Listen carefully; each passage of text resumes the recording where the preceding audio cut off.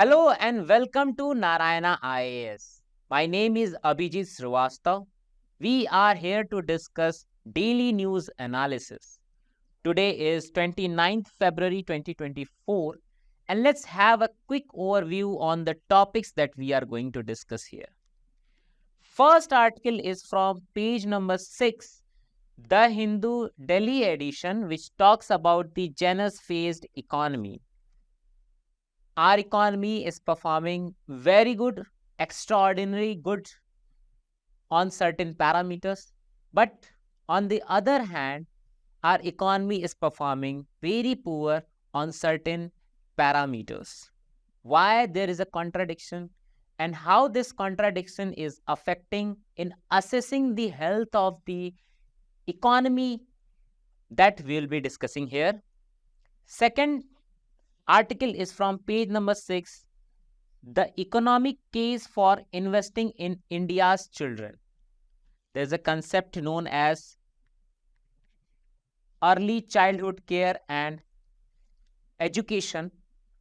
What are the prospects and what are the challenges in providing ECCE? We'll be discussing here. Third article is on irregularities in vertical devolution. How our fiscal federalism is showing centralizing tendency and what are the issues and how we can overcome those challenges. Those things will be discussed here. Next article is India's fight against rare diseases. What are rare diseases and how we can overcome from the rare diseases will be discussed. Next is the nagging platform of Katchatheevu. This is prelims related article and we will be discussing about places in news. And lastly, after the completion of all these articles, we will be discussing preliminary and mains related questions related to all these articles. So let's start. Embark on your UPSC journey with Narayana IAS Academy. Our esteemed 5-year and 3-year integrated programs now open for admissions in Hyderabad, Vijayawada and Nellore. Our courses includes robust R&D backed initiatives such as first, daily news analysis and daily news read, comprehensive review program for a broader understanding of current affairs, second, NCERT program, a foundational course that covers all NCERT syllabi, crucial for UPSC preparation. Third, mentorship program for personalized guidance and regular test series for systematic learning and assessment. So begin your journey to becoming a leader with Narayana IAS Academy today. So the first article for today's discussion is Vignettes of a Janus-faced economy. Vignettes means a brief description. Janus-faced is a phrase to explain a dual picture or duality of particular thing. So currently our economy is performing very good on some parameters and very bad on some other parameters. So this contradiction between good performance on particular parameters and bad performance on particular parameters is creating hurdle in assessing the true health of our economy, right? And that is why it's a Janus-faced economy. Why this article is important, why this issue is important? Because of GS paper 3, there is a topic, Indian economy and issues relating to planning, mobilization of resources, growth, development and employment, right? So that is why this article becomes very important for us. Also for a specific purpose of this dual economic indicators, right? There's a trade-off within the economic infrastructure, right? Let's understand the importance of this whole topic, the issue and the article with some previous year question. 2022 UPSC asked this question, is inclusive growth possible under the market economy? So at that time UPSC was also interested in the trade-off within the economic infrastructure, right? What is the context? This article is assessing our India or this Indian economy's health, right? and this article is not able to identify whether it's good or bad, right? Why? Because at some time, on some parameters, our economy is performing very good. Like, for example, GDP, right? GDP growth. But on some parameters, our economy is not performing good, right? And that is why this duality poses a very significant challenge for understanding its true health, right?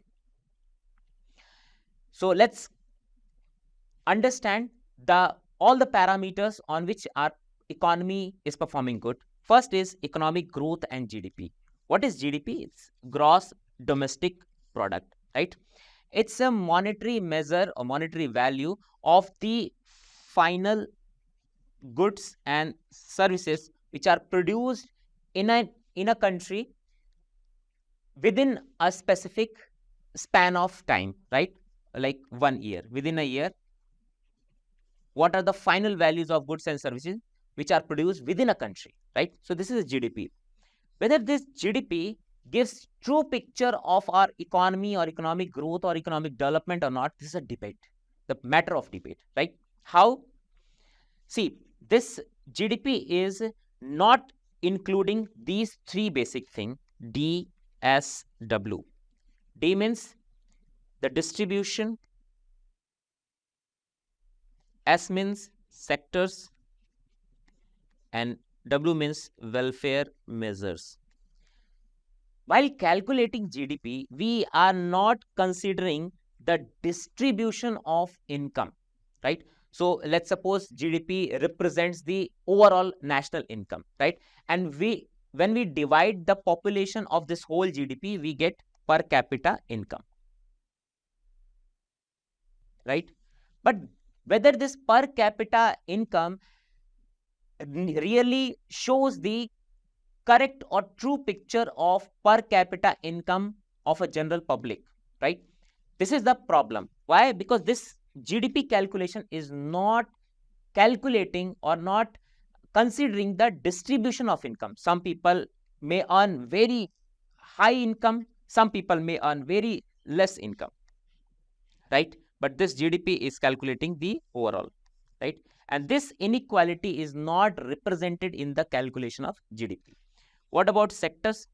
This GDP is not considering different sectors. For example, agriculture. For example, services. For example, industry. Within industry, there are multiple sectors, right? So this GDP calculation is also not considering different sectors or the variations in the sectors, right? Also, this GDP calculation is not considering the welfare measures. For example, this is not considering the health. This is not considering the education. This is not considering the happiness. This GDP calculation is also not considering the externalities of the economy. For example, environmental impacts.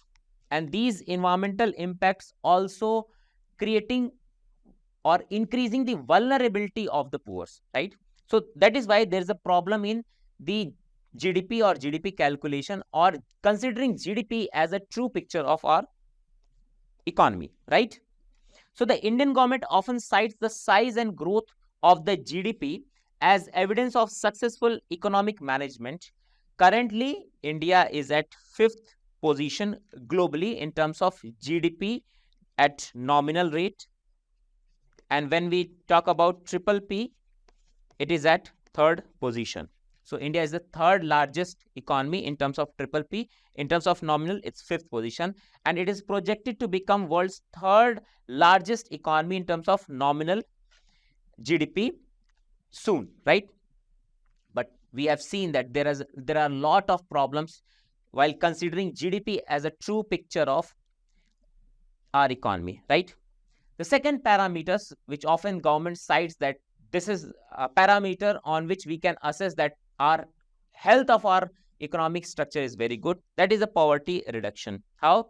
The government often claims a significant reduction in poverty due to implementation of certain inclusive policies, for example, health or cylinder or education, etc., suggesting a record number of people have moved out of poverty.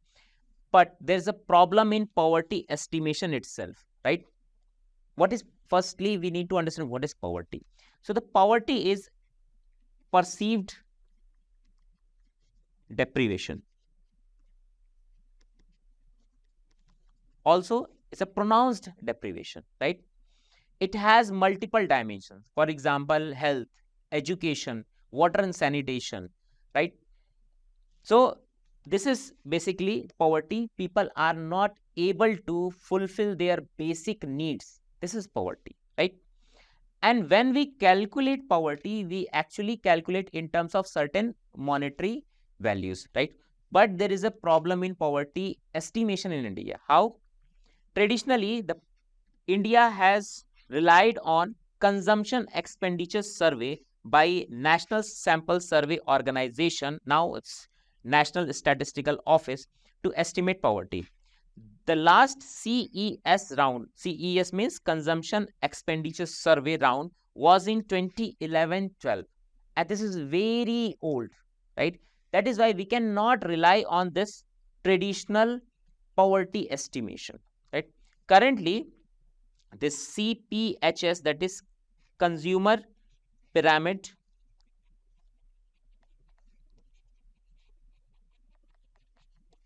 Household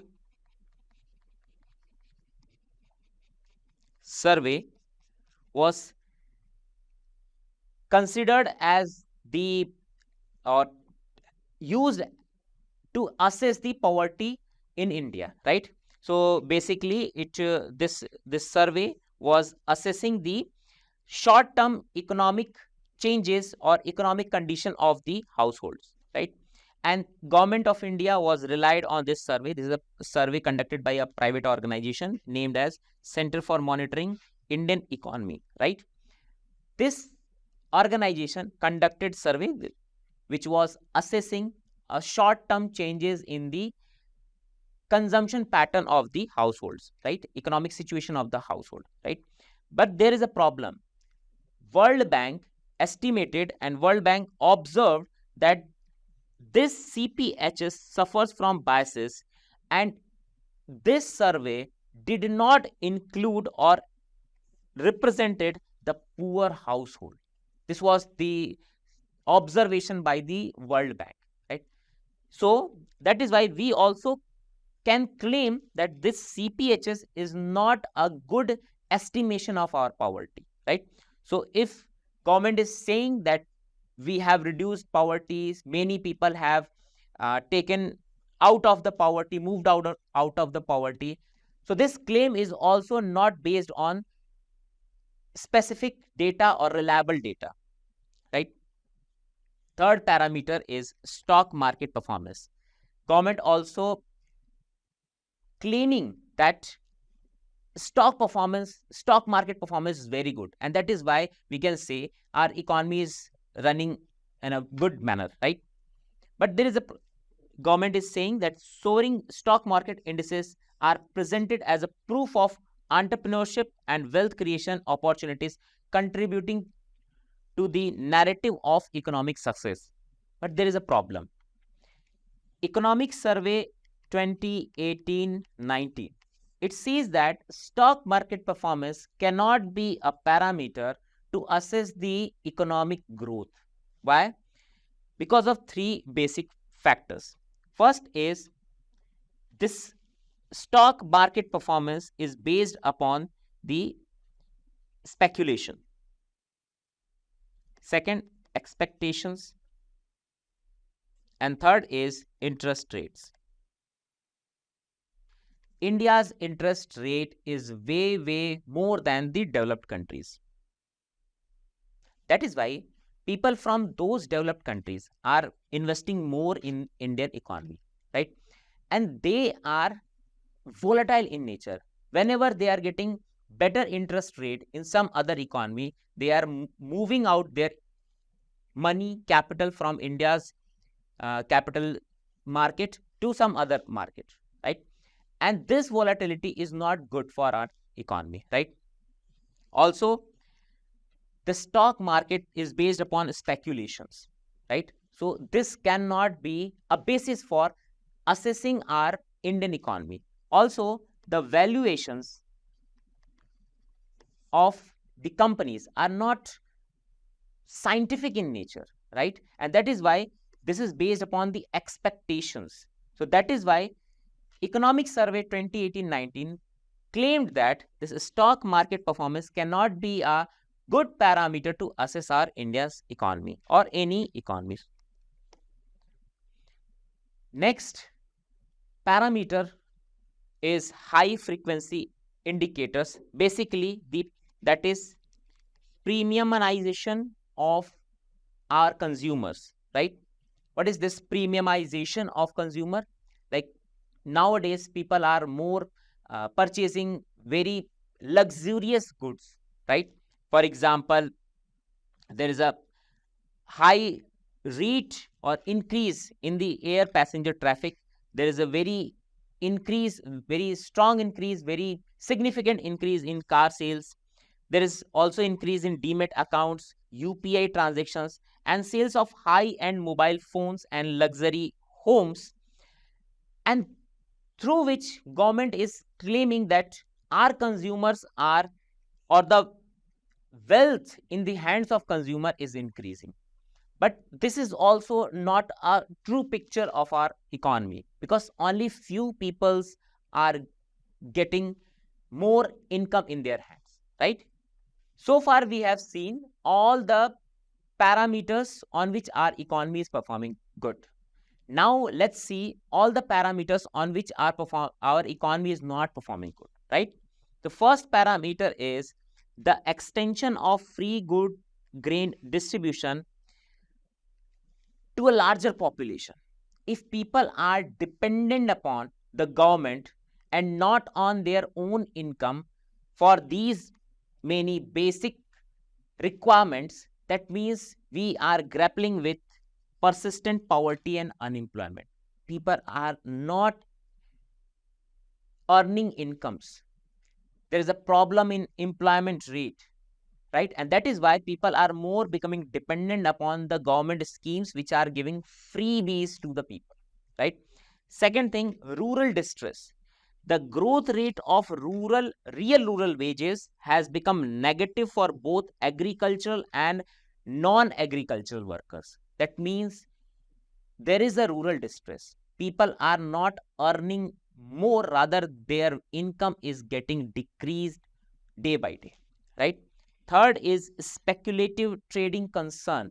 That economic survey shows in 2018-19 that this market share market or increase in share market cannot be an indicator for the growth or the development or the true picture of India's economy. And this speculative trading is also becoming a concern for our economy. How? The explosive growth in options trading among retail investors is alarming, with most traders losing money in such speculative activities, highlighting the risky nature of such investment compared to traditional long-term wealth building methods, right?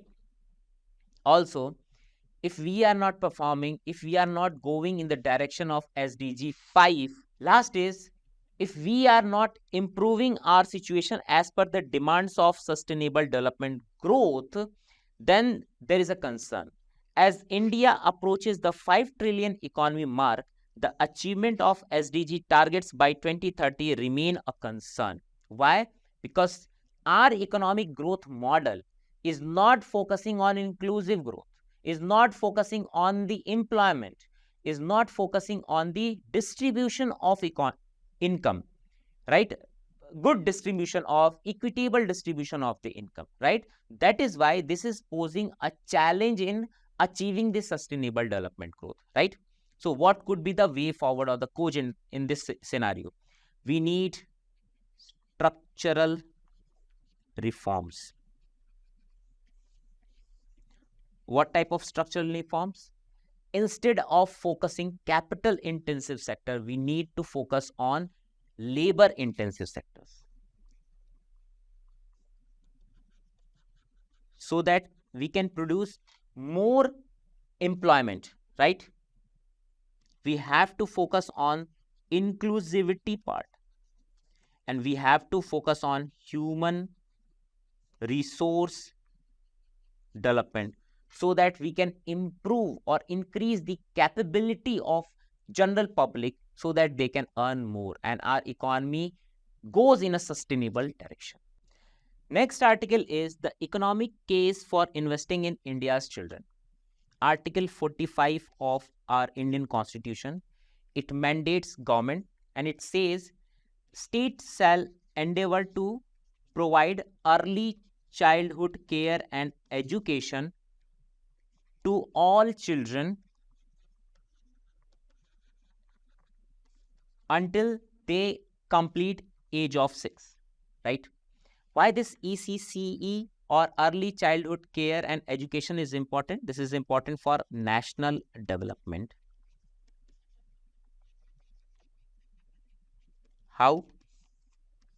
See, if base is strong, automatically you can expect structure to be strong, right? So this ECCE is focusing majorly on two things. First is education and second is health. If we are focusing on early childhood education, if we are focusing on basic numeracy and literacy, then it will be creating more innovative and socially emotional and responsible citizenry in upcoming years, responsible youth in upcoming years. So that is why education, we are focusing on early education, right? What about health? There is a significant scientific evidence which says that if we are targeting children which are lesser than 6 years and if we are fulfilling their nutritional requirements,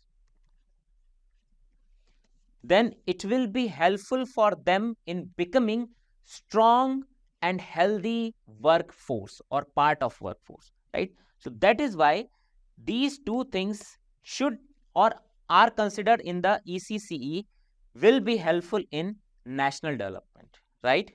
Why this article or this whole issue is important? Because in GS paper 2, there is a topic welfare schemes. We have to assess welfare schemes for the children. Specifically, this article is focusing on the Anganwadi system. Also, there is a topic in GS paper 2, management of social sector services relating to health, education and human resources. So this article is discussing about human resource and human development, demographic dividend, why demographic dividend is depending upon health and education.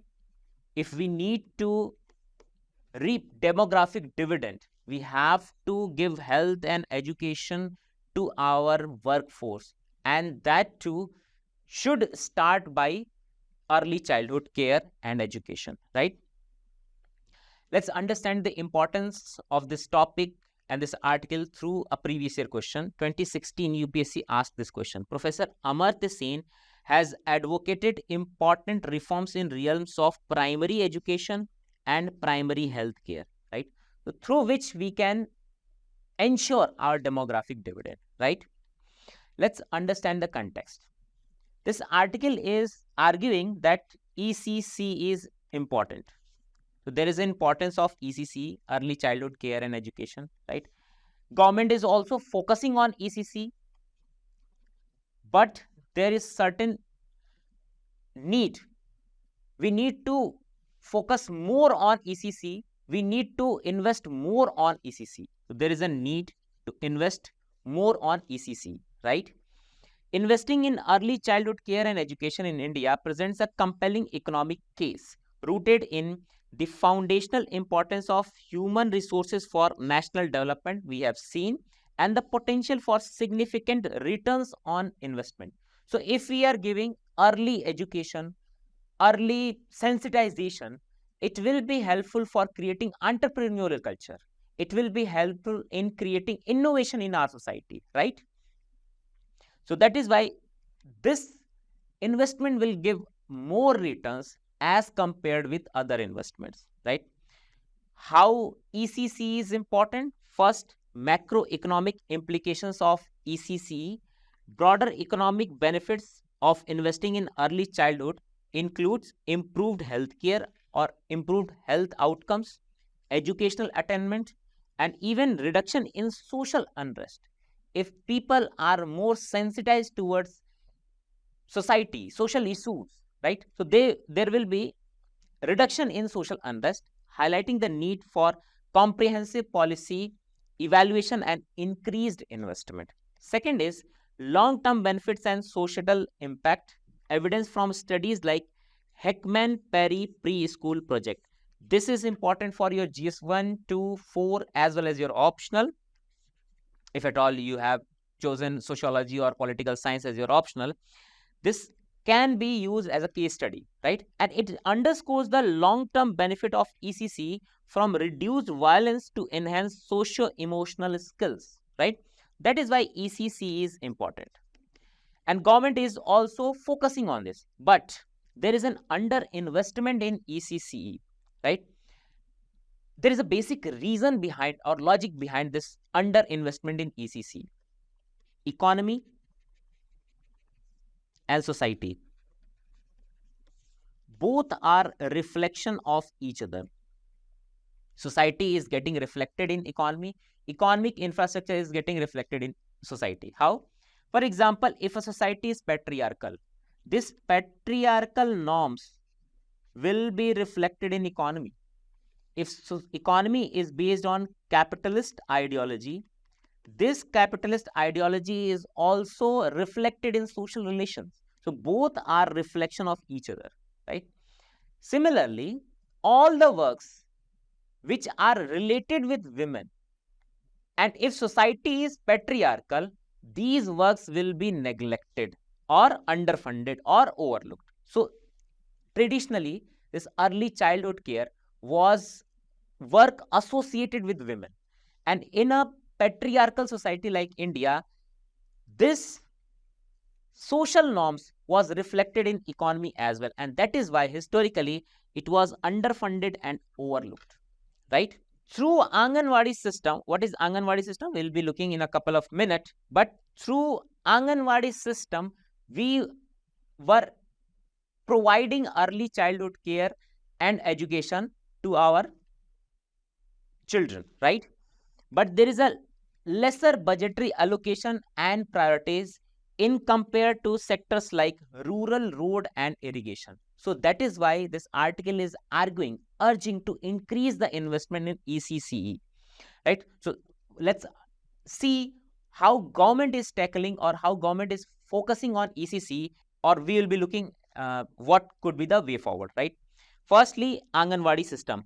First, Anganwadi system is centrally sponsored scheme, right? And which is focusing on 4 major areas. First is hunger and nutrition. Second is early education. Third is referral services and healthcare. Basically, referral services is the extension of healthcare. And lastly, immunization,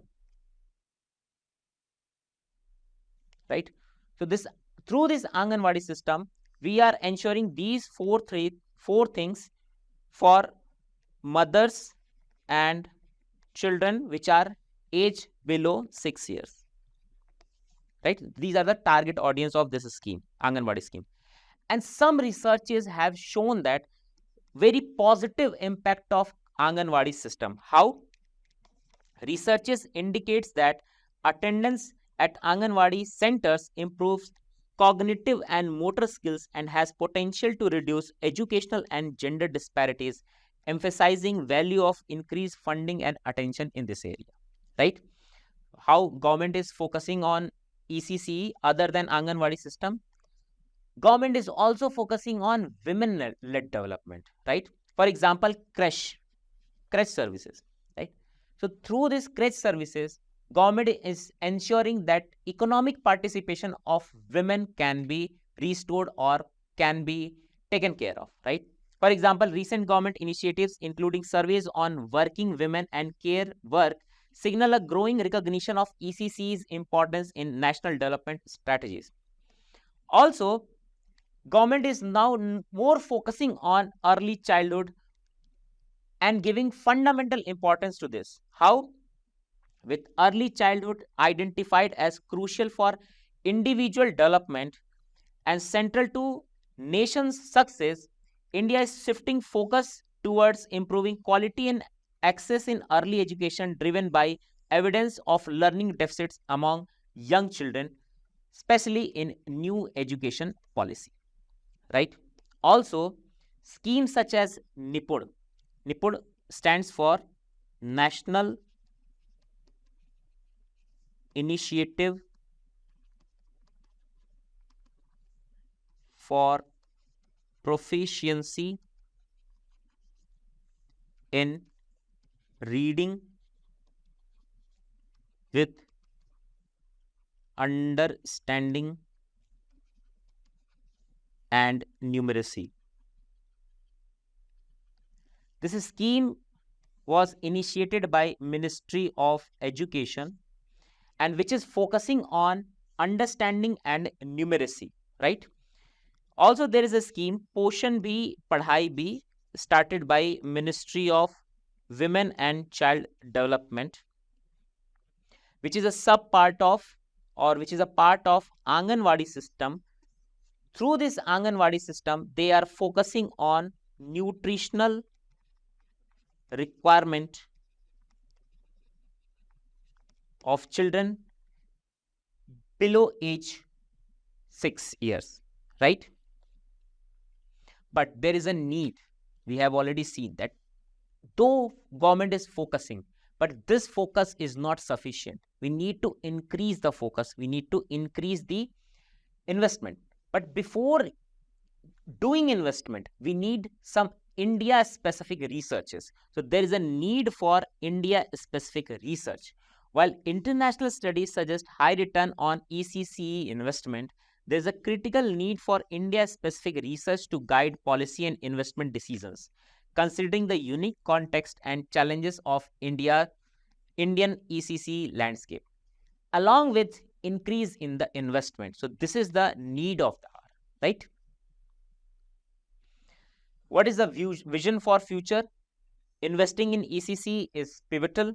And second is the economic rationale for investing in India's children through ECC is clear. We need more educated, healthier and socio-economically stable society, and that can be provided only by investing in ECC, right?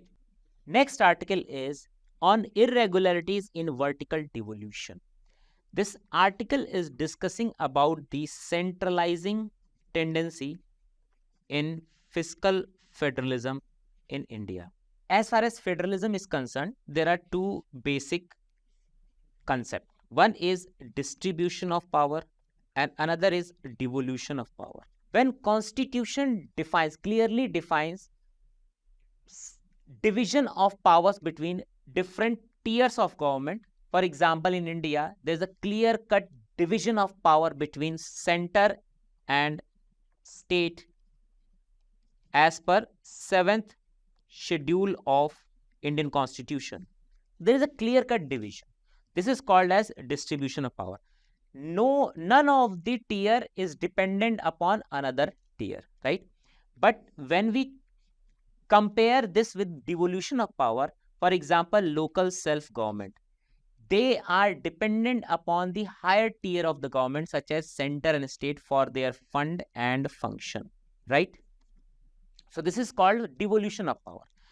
When we talk about center-state relationship in India, specifically the fiscal federalism, there are two kinds of fiscal federalism. One in which we see distribution, clear-cut distribution of power between center and state. So states up to certain extent are independent for their own revenue sources, but most of their funds, most of their revenue sources comes from center itself. How? So center has certain revenue sources. This revenue is divided into two parts. One is divisive pool and another is non-divisive pool. This divisive pool will be given to states as per the recommendation of Finance Commission defined under Article 280 of Indian Constitution. This divisible pool or net divisible pool is also known as net proceeds, which is defined under Article 279 of Indian Constitution, right? So there is a gross tax revenue which is divided into two parts, non-divisible pool and net divisible pool. This net divisible pool is also known as net proceedings. This net proceeds is given to states as per the recommendation of Finance Commission. And that is why our states government or states are dependent upon the centers for their revenue sources, right? Article is arguing that there are certain anomalies in this net divisible pool, and that is why it is creating centralized tendency for fiscal federalism in India, right? Why this is important for our UPSC examination? Because this article is discussing about issues in fiscal federalism in India, and under GS paper 2 there is a topic federalism, right? Let's understand the importance of this whole issue from previous year question. In 2021, UPSC asked this question: how have the recommendations of 14th Finance Commission of India enabled the states to improve their fiscal position? So this type of question you can expect in future as well. What is the context? Currently, state governments are agitating. Why? Because of various anomalies in the net divisible pool, right? This renders an opportunity to the 16th Finance Commission to correct historical wrongs in vertical devolution through compensation to the states. This article is arguing this thing. What is net divisible pool? The net divisible pool or net proceeds is the part of gross tax revenue that we have seen earlier. There's a gross tax revenue by the center, and this is divided into two parts, which is net divisible pool and non-divisible pool, from which a share would have to be vertically devolved by the union to all states, right? For example, within this net divisible pool, 14th Finance Commission recommended for 42% devolution to the states, right? Such share are assigned by each Finance Commission for a 5-year period. So there are majorly 4 concerns about the vertical devolution as observed by this article. The first is there is a central tax, right? And this central tax is divided into two parts, divisible pool and non-divisible pool. And this share of non-divisible pool is increasing. And this is the first major issue observed by the article, right?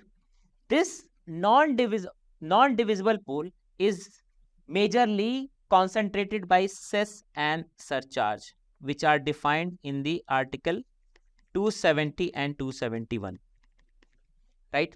This cess and surcharge should not or will not be given to states by the center, right? And with due course of time, it was observed that this share is increasing. The share of cess and surcharge in the central tax revenue or the central revenue is increasing. That is why there is a declining trend in the divisible pool or net divisible pool, right? The divisible pool consists of all taxes of the union government, both direct and indirect tax. However, cess and surcharge defined under Article 270 and 270 were kept out of the net proceedings, right? Net proceeds, right? That is why it's constitutional.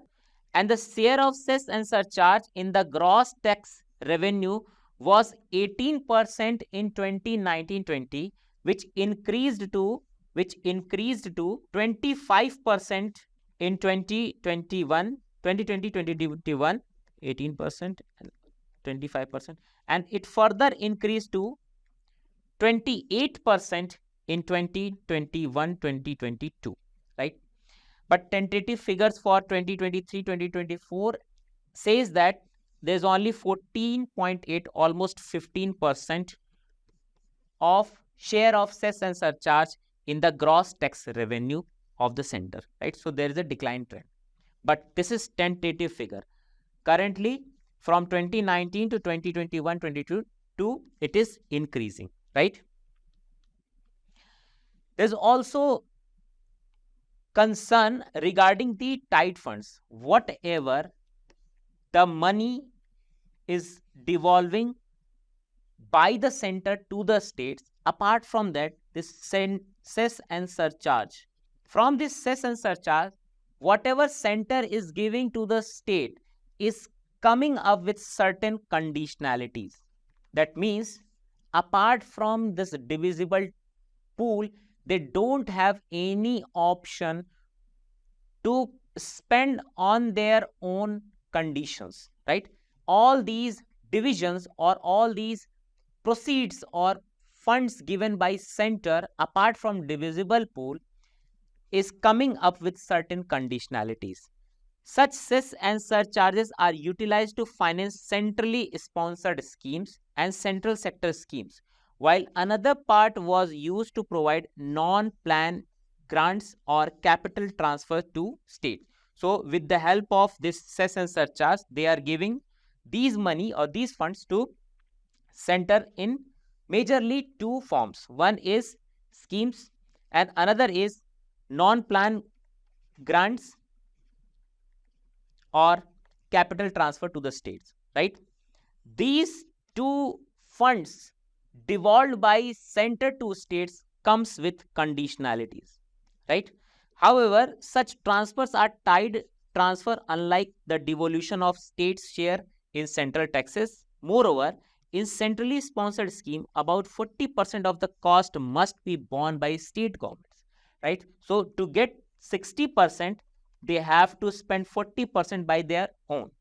Several grants given to the states are contingent on fulfillment of conditionalities, and some of these conditionalities include the insistence on labeling. Finally, most capital transfers given to the states are loan which they have to repay. Further, consequently, none of the transfer to the state outside the finance recommendation are either unconditional or suitable to meet their context specific needs. So this was the central tax. Some funds or some portion of this whole tax revenue or revenue is part of divisible pool or net proceeds. This is shrinking, and this part is also given to state but with conditions, and therefore these funds also are not useful for any context specific needs. Any purported deviation from the guidelines or a failure to meet the imposed conditionalities can lead to the denial of such resources, right? Thus, they tend to reaffirm a centralizing tendency in the fiscal realm. The share of states in central taxes is thus a gold standard in any assessment of fiscal federalism. The third basic problem in this fiscal federalism is non-transfer and short transfer of cesses. What is this? CAG report have found out that whatever central government is collecting in the name of cess and surcharge should be going to the public account of India. But these cess and surcharge, a very minuscule portion of cess and surcharge is practically going to public account of India, right? So this is also a bigger problem, and it is raising question on the integrity of the cess and surcharge or collection of cess and surcharge. All cesses must be transferred to a reserve fund in the public account of India after their collection. CAG has presented numerous instances of either non-transfer or short transfer of the collected amounts of the respective funds. You need not to remember or memorize the data, but you have to see that CAG report in 2023 noted that out of the health and education cess in 2021-2022, only 60% was transferred to the reserve fund of Prarambhik Shiksha course. Rest we don't know. Similarly, CAG report in 2019 noted that out of total research and development cess collected between 1996-97 and 2017-18, only 9.6, approximately 10% was transferred to the fund. So there is a problem of non-transferring or short transferring of cess, right? And lastly, last but not the least, the problem is deviations from the Finance Commission recommendation. Within the devolution part of the tax or the revenue, Finance Commission is recommending center to devolve funds to the state, and center is willingly defying the recommendations of the Finance Commission, right? So they, let's suppose they are, or the Finance Commission is directing or recommending for 42% devolution. This 42% is not being devolved to the state, rather lesser than this 42% is being devolved to the state by the center. The shares towards the state were stipulated as 32% by the 13th Finance Commission, 42% by the 14th Commission, and 41% by 15th Commission. Annual estimates of net proceeds can be obtained by deducting cess and surcharge and cost of collection of taxes from the gross revenue.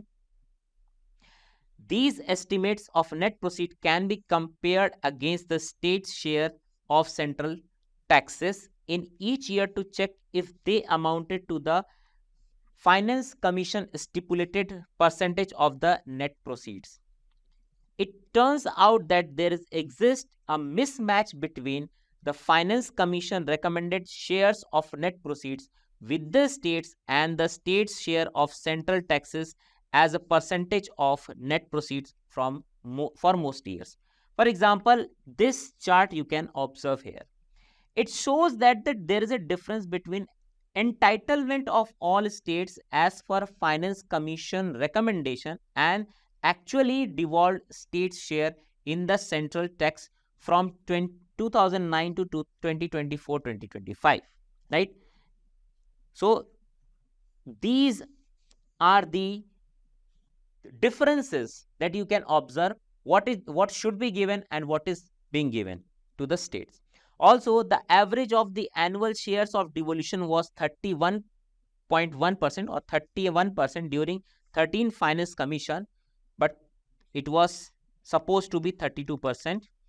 40.3% during 14th Finance Commission, it was supposed to be 42%, and 38% during the 15th Finance Commission, that was supposed to be 41%, right?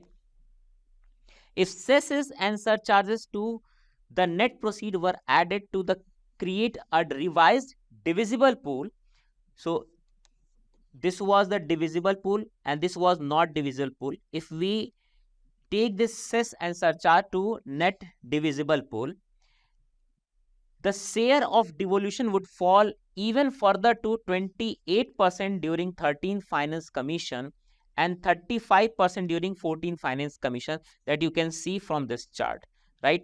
So actually they promised, or Finance Commission recommended 42%. Actually they, or central government has given or devolved to the state lesser than 42%. And if we include cess and surcharge in this central divisible pool, it goes down a little bit more, lower than what is given in terms of share or percentage, right? So what could be the way forward? Article is giving certain suggestions to the 16th Finance Commission, and that should be taken care of. First is the sharing of resources from the divisible pool and the extent of cess and surcharge must be matters of critical importance for consideration for the 16th Finance Commission. the Finance Commission must take initiative to correct historical wrongs in vertical devolution through compensation to the states. It must instruct union government to publish accurate estimates of net proceeds in the budget documents. On its part, the union government must legislatively act to have strict limits on the collection of cesses and surcharges. Cesses and surcharges should automatically expire after a short period and must not be rechristened after another name. Apart from addressing rightful complaints of the inequalities in horizontal devolution, the stance of 16th Finance Commission on vertical devolution would be critical to the survival of fiscal federalism in India. Next article is India's fight against rare diseases. This article is written by Shashi Tharoor, and that is why this article becomes important for us. Also, this article is discussing about rare diseases. Rare diseases are health conditions of very low prevalence, right? And there are certain issues associated with treatment of these rare diseases. Why? First is because of low prevalence. Since it is affecting a very minuscule population or section of population, that is why it is becoming disincentives for the pharmaceutical companies to work upon the rare diseases or to initiate any R&D for this rare diseases, right? So that is why there are very less treatment available for the rare diseases. Secondly, these rare diseases are mostly, to be very precise, almost 80% are genetic. So awareness as well as identification for these diseases is also a concern, very major issue, and that is why these rare diseases are becoming lethal for our population, right? It is creating burden on our health infrastructure. Why this is important? Because prelims, they can ask about rare diseases. In mains GS paper 2, there is a topic health under which this article can be taken care of, right? Previously, UPSC has asked question related to diseases. For example, in 2014, they asked about diphtheria, chickenpox, and smallpox. So you can expect questions related with this rare diseases as well. What is the context? This name and age is not important. But here we can see on 29th February, we celebrated Rare Disease Day, right? Still, we are witnessing mortalities because of rare disease. So let's understand the rare disease as well as its global scenario first. Then we'll be looking from India's point of view. WHO defines this rare disease as diseases which are affecting one or less than one per 1,000 population. So this is rare disease. This is the definition of rare disease. All the diseases which are affecting one or less than one population per 1,000 population is called as rare disease, right? Rare disease affect a very small portion of the population. So almost 6,000 to 8,000 rare diseases are identified, almost 7,000, right? Among which only 5% diseases are treatable right now. As far as India is concerned, India has a significant burden of rare diseases with over 450 identified cases. Trust me, remembering or memorizing number of diseases is not important. You can have a overall idea like almost 400 to 500 diseases or rare diseases are found in India, affecting almost 8 to 10 crore Indians, right? So range is important. Remembering exact data or figure is not important. The majority being children, as we have already seen that most of the rare diseases, almost 80% rare diseases are genetic. And that is why almost 80% of the patients are children, which are affecting our demographic dividend, right? Despite this, rare diseases are often overlooked in India due to resource constraints and low awareness, since government has very less resources and private organizations have very less incentive because it is affecting very less section of the people or less section of the population. That is why they are not doing proper researches on the rare diseases, right? But we have a national policy on rare diseases 2021, right? It may have certain challenges, but at least we have created a national policy. What are the provisions? Major aim is to lower the incidence and prevalence of rare diseases. How we can do this? Firstly, we can use preventive measures, right? And we can use protective measures, right? So this national policy of rare disease is an integrated approach of preventive and protective measures, right?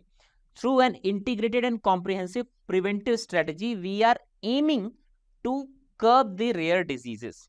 There are 11 centers of excellence have been identified to provide diagnosis, prevention, and treatment of rare diseases. And for coordination among the center of excellence, we have created consortium of centers of excellence at AIIMS Delhi. This can be important for your prelims examination, right? There's also a provision of financial support. In fact, we have increased the financial support with the help of this national policy for rare diseases, and we have increased from 20 lakh to 50 lakh. So currently, we are giving up to 50 lakh per patient.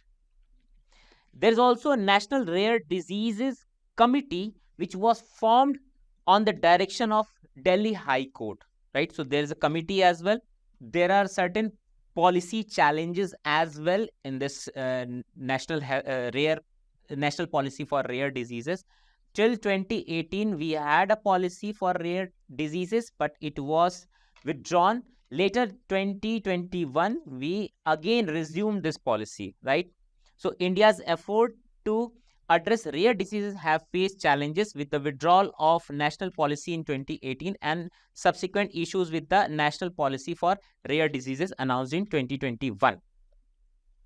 Diagnosis of rare diseases in India takes an average of 7 years, leading to delayed treatment. This is because of low awareness and issues in identifying or identification of rare diseases. Because of, again, low awareness, and because of it is mostly created because of genetic variations, okay? Less than 50% of identified rare diseases have available treatments with limited access due to uneven distribution of treatment centers and inadequate funding. So let's discuss about the funding issues. Budget allocations for rare diseases remain low, with concerns over funding or fund utilization and disparities between treatment centers. The current funding model, including crowdfunding, is insufficient to meet the needs of patients with chronic rare diseases. Mostly, the national policy for rare diseases is depending upon the crowdfunding, and because of which we see this problem that there is an insufficiency to meet the needs of patients with chronic rare diseases. So this article is giving certain recommendation that we have to incorporate. First is the government needs to establish a standard definition of rare diseases, increase budget allocation, and improve coordination between treatment center. Second, state governments should introduce social assistance programs, and public-private partnership could be leveraged to address funding shortfalls. Third, addressing drug prices and availability of these drugs to the people, including incentivizing domestic manufacturers and reducing taxes on life-saving drugs. So these are the recommendations which we can incorporate to improve health situation, and to curb rare diseases. Conclusion: while India has recognized the issue of rare diseases, more comprehensive efforts other than national policy are needed to address the challenges faced by patients and improve access to treatment and support. Last article for today's discussion is the nagging problem of Katchatheevu. Katchatheevu is an island between India and Sri Lanka and becoming a area of issue or area of contention between India and Sri Lanka for a very long time. As far as questions from international affairs is concerned, there are three types of questions that UPSC is usually asking in mains examination. One is India and neighborhood, right? India and international power blocks such as USA, China, Russia, Australia, Europe, etc. And India and international bodies such as UNESCO, etc. Right? So this comes under India and neighborhood, right? You can expect these three types of question, under which you can expect like India and Sri Lanka, India and Pakistan, India and Myanmar. Such type of question you can expect in mains examination. As far as prelims is concerned, places in news becomes very important for our prelims examination as far as international affairs is concerned, right? Why this article is important? Because places in news and which is important for prelims examination. What is the context? India and Sri Lanka. There is a small uninhabited island known as Katchatheevu. Initially, it was part of India, and India ceded this Katchatheevu island to Sri Lanka, right? What is happening? There is a kind of fisherman, or there are certain section of fishermen which still believes that they have traditional rights of fishing over these island or this island, Katchatheevu island. And this is becoming area of contention between India and Sri Lanka. Why? Because fishermen or people from Tamil Nadu, they are going for the fishing. They are going for the fishing to this island, and Sri Lankan authorities, they are capturing those fishermen and they are putting them into jail and sentencing them for the jail. And that is why it become issue between India and Sri Lanka, right? So there is an expression of concerns fishermen families from Ramanathapuram, that is in the Tamil Nadu, regarding the sentencing of Indian fishermen in Sri Lankan jail. What is Katchatheevu? Katchatheevu is a small uninhabited island located in the Park Bay, right? We'll be looking in a couple of minutes the locational or the location of Katchatheevu and locational feature of Katchatheevu. Initially, it was part of India but ceded to Sri Lanka by India in 1974, right?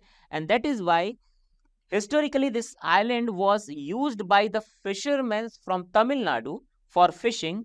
Hence, they are claiming the traditional fishing rights despite the legal transfer of the island to Sri Lanka. So let's look into the map.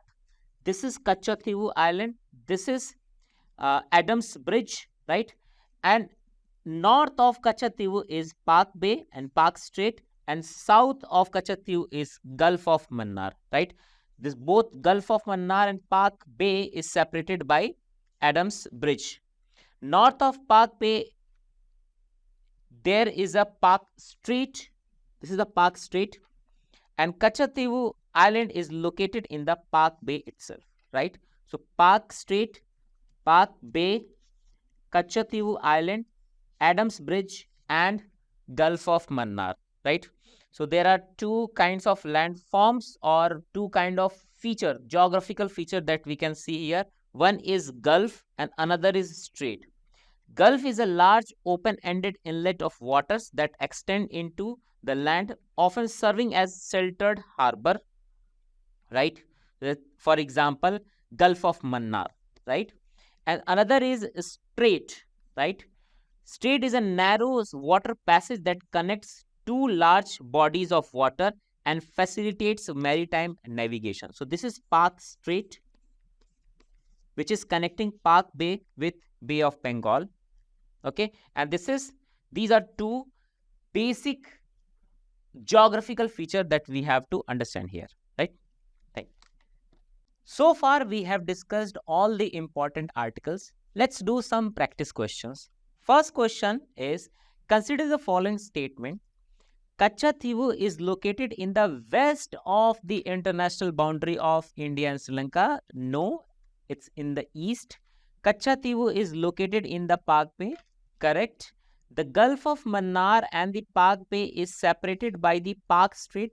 This is incorrect. Rather, it's separated by Adams Bridge. Rameshwaram is part of Park Strait. No, it's part of Adams Bridge. Right? So, how many of the above statements are correct? Only one is correct. Answer would be A part.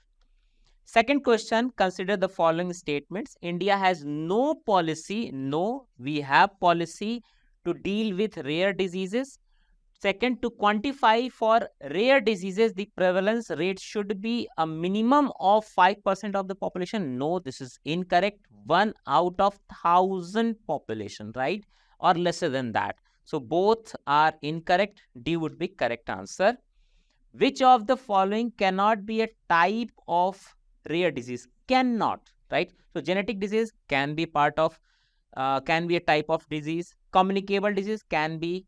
Non-communicable disease can be, because so far we haven't discovered, we haven't realized the number of rare diseases, right? There can be multiple rare diseases. So far we haven't found out, right? So there can be non-communicable disease, there can be communicable disease. So D part would be correct answer. Consider the following statements regarding Anganwadi system in India. It is a part of ICDA system. It is focusing only on health of women and child. No, it is also focusing on early education. So this statement is incorrect. Only one would be correct answer. Consider the following statements regarding poverty estimation in India. India has historically relied on consumption expenditure survey by the NSSO. Now it's NSO to estimate poverty. This is correct statement. The Center for Monitoring Indian Economy has conducted a large-scale consumer pyramid household survey, CPHS, potentially useful for poverty estimation. This is correct statement. So both will be correct statements. Now, mains practice question. Critically analyze the current imbalances in the practices of fiscal federalism in India. You need to take care of the keywords here. First is fiscal federalism in India. Second is current imbalance. So there are certain imbalance. We have to look for the current imbalances only, right? So this is a sub part or subset of the total imbalances, right? So in introduction, we have to define fiscal federalism and we have to start with certain current imbalances. Now we have to critically analyze, so we can show the effects of this current imbalances and the demands by the states. And in the conclusion, we can conclude with the solution by the 16th Finance Commission to take care of all these imbalances, right? So, introduction, we need to define net proceeds along with fiscal federalism, right? How this net proceed is a part of fiscal federalism, and explain the alternative scheme of devolution of revenue in fiscal federalism in India. In body, analyze the imbalances, those 4 imbalances that we have discussed today, we need to discuss here. In the course of implementation of alternative scheme of devolution, analyze how these imbalances seen as a concerning trend and has crippled the functioning of fiscal federalism in India. In conclusion, we have to suggest corrective steps that can be considered by recently announced 16th Finance Commission, right? So, we are concluding our today's discussion. If you like our initiative, please like, share and subscribe. Thank you so much.